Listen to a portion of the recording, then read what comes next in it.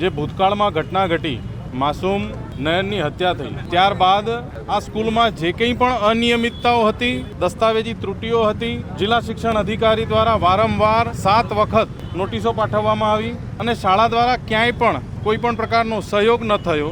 Ahmedabad municipal corporation દ્વારા 2 થી 3 વખત નોટિસો પાઠવવામાં આવી અને ત્યાં પણ અનિયમિતતાઓ દેખાઈ આવી. ઠરાવ રદ કરવાનો અર્થ એવું નથી કે શાળા નિયમિત થઈ ગઈ, શાળાના દસ્તાવેજી ત્રુટિઓ પૂરી થઈ ગઈ છે. શાળામાં હજી પણ એ દસ્તાવેજી ત્રુટિઓ છે. એવી રીતે શાળાને શું ઉતાવળ આવી ગઈ હશે કે નવા એડમિશન લેવા પડ્યા તાત્કાલિક ધોરણે? શાળા પોતે પોતાના દસ્તાવેજી પુરાવો રજૂ નથી કરી શકતી. શાળા પોતે કોર્પોરેશનમાં જે કંઈ ઠરાવોની અંદર કરારોમાં ભંગ થયેલા છે એ પરિપૂર્ણ દેખાડી નથી શકતી.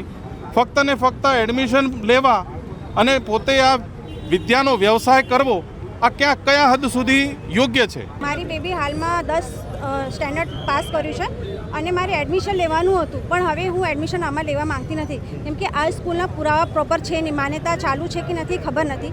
અને બીજી વાત, સેફટી તરીકે બી થોડો ડર બેસી ગયો છે કે સ્કૂલમાં સેફટી છે કે નહીં છોકરાઓને.